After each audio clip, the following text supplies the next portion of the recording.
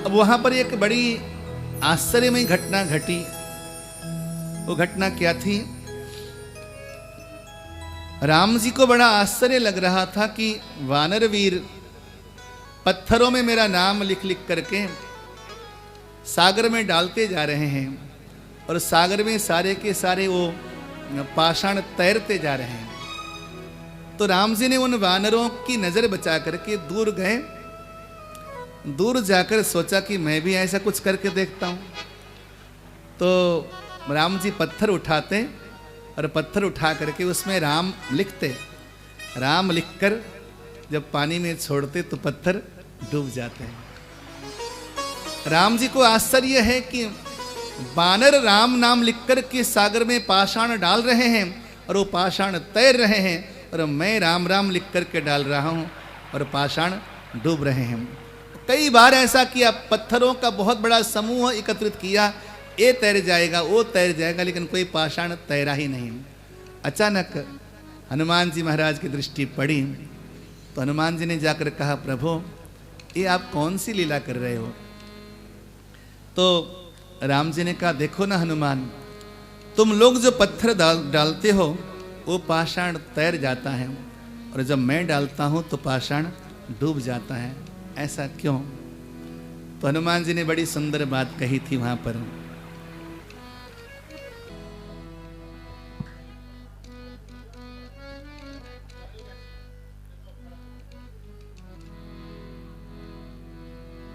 सौ योजन के सागर में पत्थरों का सेतु बनाया गया।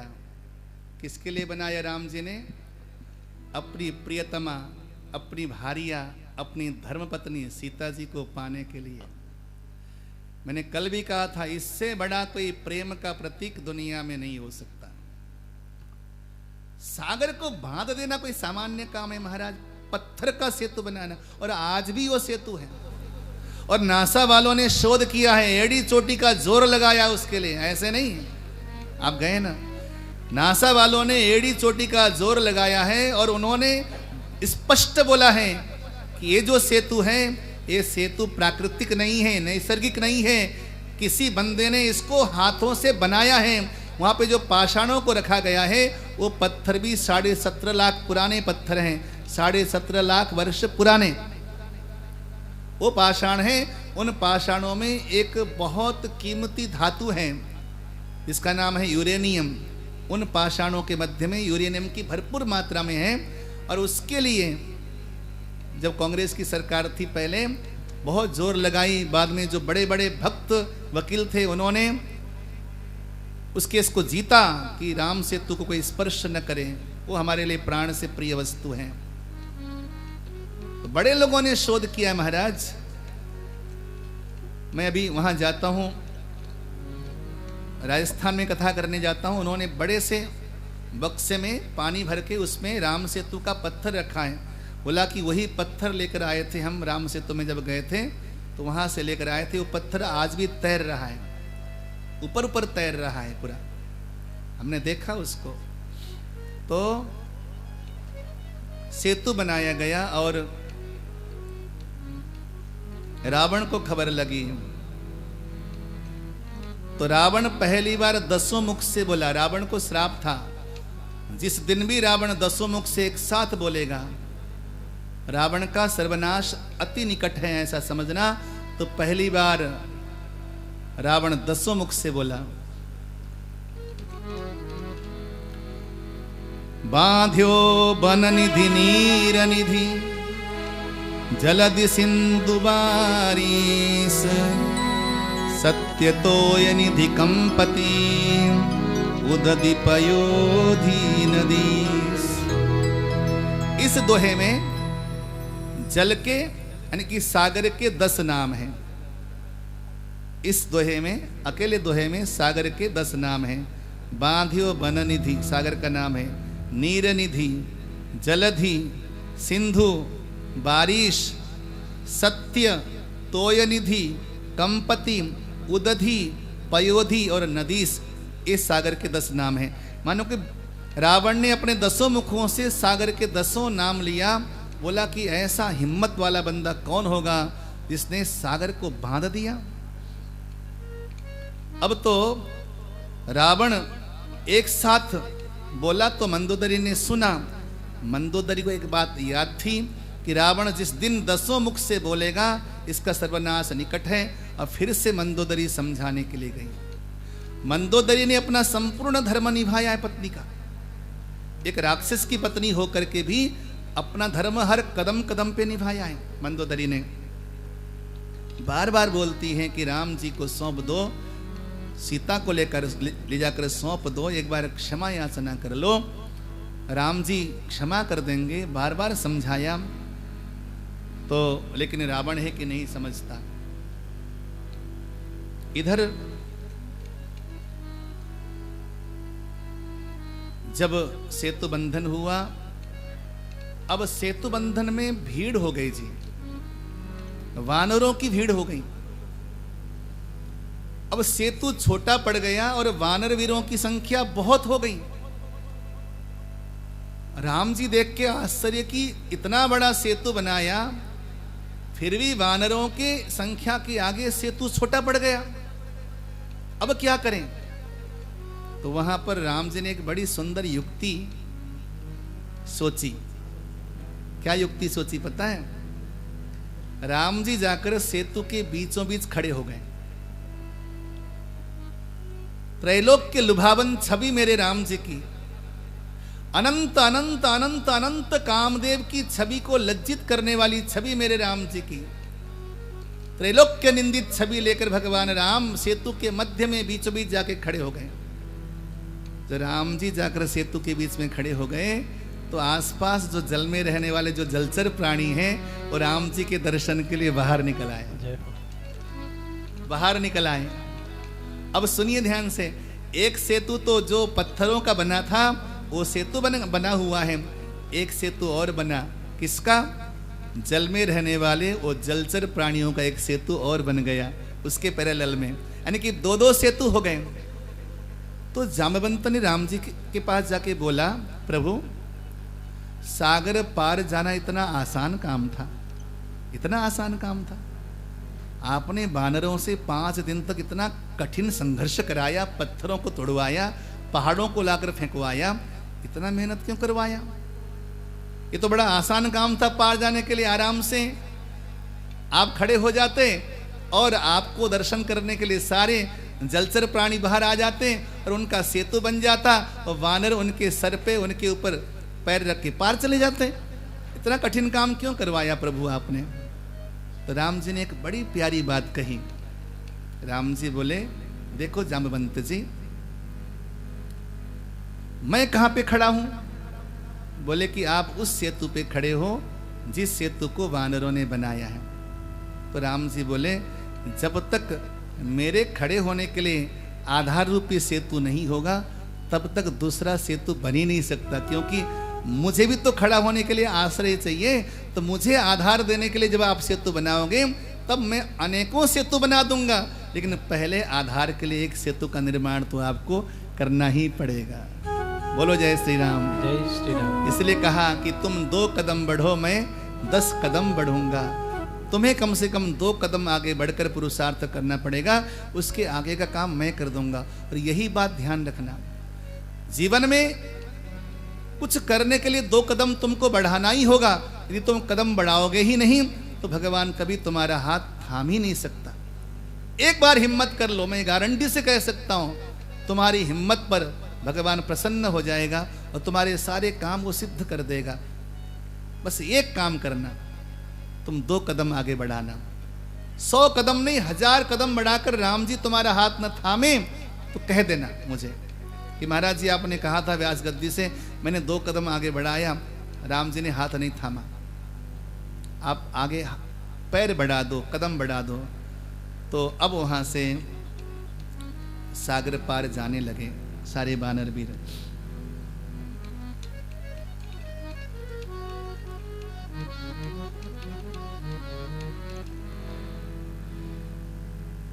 अब जैसे ही सागर पार जाने लगे तो यहाँ जो वानर वीर लंका के आसपास जाके घेरने लगे वानर वीरों ने, उधर रावण का एक बेटा था जिसका नाम था प्रहस्त। सब जगह एक जैसे लोग नहीं होते, लंका में भी काफी अच्छे सुलझे हुए लोग रहा करते थे। लंका में सभी बदमाश नहीं थे, सभी राक्षस नहीं थे, अच्छे लोग भी थे। तो प्रहस्त आया रावण आदि वीरों को समझाने के लिए। राज भवन में सभा में खड़ा होकर प्रहस्त बोला कि राम जी सेतु पार करके आ चुके हैं, अभी भी समय है पिताजी, अब सजग हो जाइए, क्योंकि जो 100 योजन के सागर में सेतु बांध सकता है वो कुछ भी कर सकता है। हमने अधर्म का पालन किया है, हमने धर्म का पालन नहीं किया है पिताजी, हमने परस्त्री का हरण किया है और परस्त्री हरण का बहुत बड़ा पाप शास्त्रों ने बताया है। अब भी प्रायश्चित का समय है पिताजी, आप माँ सीता को ले जाकर दे आइए और शरणागत हो जाइए, राम जी क्षमा कर देंगे। तो कहते हैं कि अरे अच्छा, रावण को उकसाने वाले लोग भी बहुत थे वहां पे। समझाने वाले कुछ गिने चुने लोग थे, उकसाने वाले लोग ज्यादा थे। उकसाने वाले लोग भी इंसान को बर्बाद कर देते हैं।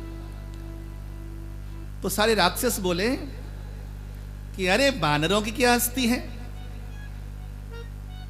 हम तो बानरों को बढ़िया चटनी लगाकर खा जाते हैं। तो प्रहस्त बोला अच्छा बानरों को खा जाते हो तुम लोग? वो कुछ दिन पहले एक बंदर आया था, हाँ कुछ दिन पहले एक बंदर आया तो था। जब वो आया था तो तुम्हें भूख नहीं लगी थी क्या? या तुम्हारे पेट में कोई गड़बड़ी थी? खा जाते ना तुम, तब क्यों नहीं खाए? बड़ी बड़ी डींगे हाँकने वाले लोग बड़े होते हैं, जिनसे कुछ होने वाला नहीं होता वो डींगे हाँकते हैं। प्रहस्त बोला कि भगवान साक्षात पूर्ण ब्रह्म है, मैंने सनकादि ऋषियों के मुख से सुना है। ज्ञान भी किसी किसी के दिल में जाके बसती है। सुनने वाले लोग लाखों होते हैं, लेकिन किसी किसी के मन में जाकर भगवान की अच्छी बात, सही बात बसती है। सनकादि ऋषियों ने असंख्य लंका वासियों के बीच में कहा था रावण भगवान का अवतार होगा, और सुन 100 योजन के सागर को लांग कर बांध कर भगवान इस लंका में आएंगे और तेरे सर्वनाश का कारण बनेगी सीता। इसलिए कभी भी परस्त्री पर बुरी दृष्टि मत डालना, हरण मत करना कभी परस्त्री को। सनकादि ऋषियों ने कहा था। तो आज प्रहस्त बोला कि सनकादि ऋषियों का कि वचन की वो वाणी मैं याद रखता हूं आज भी। इसलिए मुझे लगता है पिताजी कि अब राक्षस कुल के सर्वनाश का समय आ गया है, अब भी समय है, अपने खानदान को बचाइए। अरे ये बानर और मनुष्य तो हमारे भोजन हैं, ऐसा कहकर टाल देते थे लोग। अब वहां पर विचार करने लगे। अच्छा, रामायण में 3 प्रकार के विचार हैं। किष्किंधा कांड में केवल लोग विचार करते हैं, करते कुछ नहीं है। सुग्रीव जी महाराज केवल विचार करते रहे, हनुमान जी महाराज न होते तो उनके विचार धरे के धरे रह जाते। लंका कांड में, जो कि सुंदर कांड के बाद आता है लंका कांड, लंका कांड में कोई विचार करता ही नहीं है, वहां केवल विचार करते हैं। किष्किंधा कांड में सब विचार ही करते रहते हैं, लेकिन यहाँ कोई विचार ही नहीं करते। लेकिन एक कांड ऐसा है जहाँ पर विचार भी किया जाता है और कार्य भी किया जाता है, वो है सुंदर कांड। वहाँ हनुमान जी महाराज विचार भी करते हैं और काम भी करते हैं, लंका भी जलाते हैं। राक्षस लोग कुछ विचार नहीं करते, तैयारी में है, वो आएंगे तो लड़ पड़ेंगे। राम जी ने सागर पार करके सुबेल पर्वत में जाके समस्त वानर वीरों को वहां पर आश्रय दिया। अब भगवान सुबेल पर्वत में हैं, रात्रि की वेला है, भगवान आराम से हनुमान जी महाराज के गोदी पर अपना शीश रखकर, सर रख करके विश्राम कर रहे हैं और भगवान की बड़ी सुंदर झांकी का दर्शन कराते हैं गोस्वामी जी। अचानक पूर्व दिशा में चंद्रमा नजर आता है। अच्छा, जिसके जैसे विचार होते हैं ना, जैसी सोच होती है, उसकी दृष्टि भी वैसी हो जाती है।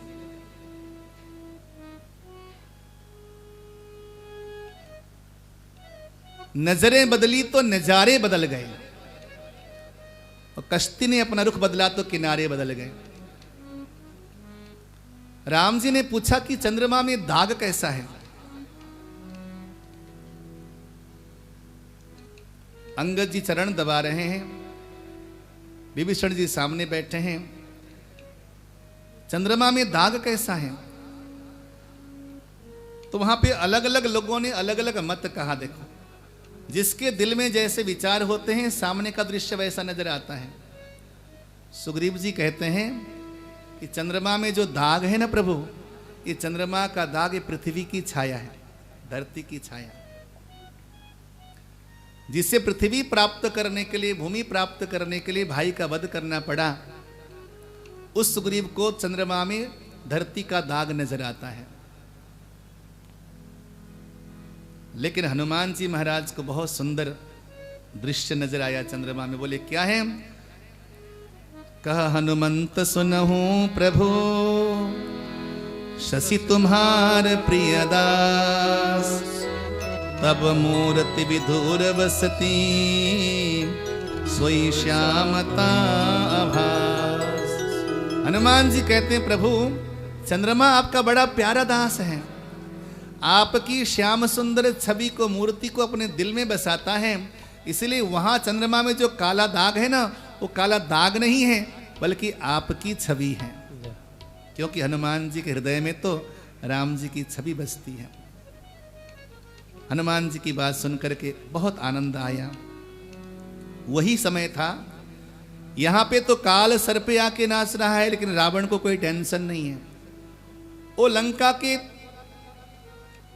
शिखर में पार्टी कर रहा है, मंदोदरी नृत्य कर रही है, वहां पे स्वर्ग की सुंदर रमणियां नाच रही हैं, वो मदिरा पी के आनंद मदोन्मत्त हो रहा है रावण। तो राम जी ने पूछा विभीषण से कि ये जो लंका के शिखर में वो तारे चमक रहे हैं, वो जो बिजली चमकने की जो प्रतीति हो रही है, वो क्या है?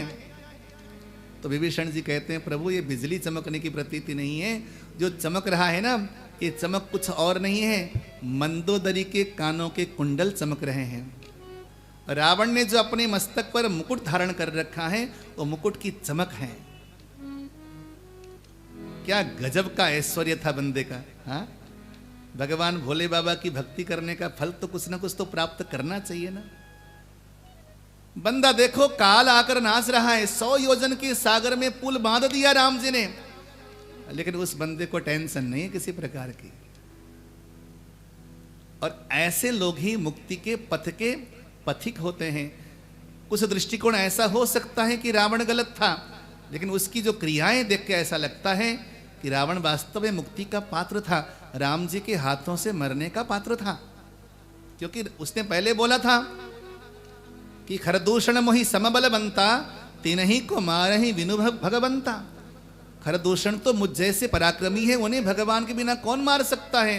तो जिन राम जी ने 100 योजन के सागर में सेतु बनाया पत्थरों का, रावण को पूरा विश्वास हुआ कि यही भगवान है, मरना इन्हीं के हाथ से है। मरने से पहले कुछ पार्टी शार्टी हो जाए, कुछ मौज मस्ती हो जाए। तो आ ही गए हैं, अब ज्यादा दूर तो है नहीं। तो भगवान राम ने एक तीर संधान किया। तीर संधान करके मंदोदरी के कुंडल, रावण के कवच और उसके मुकुट गिरा दिया। ये अपशकुन हो गया। कुंडल का गिरना, सौभाग्य द्रव्य का गिरना, मस्तक में सजे हुए मुकुट का गिरना शगुन नहीं होता। फिर से मंदोदरी ने समझाया। यहाँ पे राम जी के विराट रूप का बड़ा सुंदर वर्णन किया है मंदोदरी ने, बहुत सुंदर। पद पाताल शीस अज धामा, पद पाताल शीस अज धामा, अपर लोक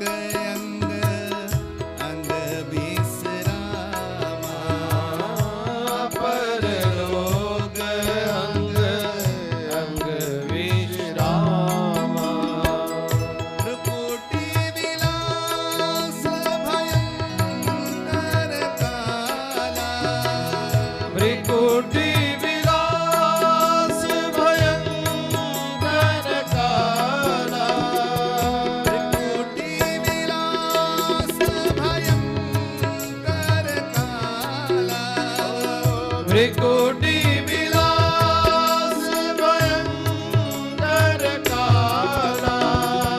नयन दिवाकर कच घन माला। नयन दिवाकर कछ घन माला। नयन दिवाकर कच घन माला। नयन दिवाकर कछ घन माला। हे स्वामी, विश्वरूप रघुवंशमणि करहु बचन विश्वास। लोक कल्पना वेद कर अंग अंग प्रतिजासु। भगवान रघुवंशमणि विश्वरूप हैं, साक्षात नारायण हैं। उनके पैर पाताल हैं, उनका मस्तक ब्रह्मलोक है स्वामी। उनके प्रत्येक अंग में सारा विश्व ब्रह्मांड समाया हुआ है। उनकी जो भ्रिकुटी टेढ़ी हो जाती है तो सृष्टि का लय हो जाता है। जब पलकें उघाड़ते हैं तो सृष्टि का सृजन हो जाता है। वो प्रत्यक्ष नारायण है स्वामी, उनसे वैर न कीजिए। आप जाइए, जाकर के शरणागत हो जाइए। जिनका अहंकार साक्षात शिव हैं, बुद्धि जिनका स्वयं ब्रह्मा जी हैं, और मन जिनका चंद्रमा है, और चित्त जिनका परात्पर वासुदेव हैं, वो मनुज रूप में साक्षात चराचर जगत में निवास करने वाले नारायण हैं। आप उनको मानिए, शरणागत हो जाइए स्वामी। कितना सुंदर समझाया। रावण कहता है, अरे ये मंगल बेला में कैसी अमंगल बातें कर रही है। बोलो जय श्री राम। जय श्री राम। मंगल बेला है, वानर आए हैं और हमारे निशाचर कई दिनों से भूखे हैं, भोजन है वो सब। ये तो मंगल की बेला है, ये तो गिरना शुभ होता है देवी। अच्छा, जितने भी धूर्त लोग होते हैं ना, उनके लिए हर चीज शुभ ही होता है। उनके लिए अमंगल कुछ होता ही नहीं है, हर जगह शुभ होता है। तो बड़े प्रेम से समझा बुझाकर मंदोदरी को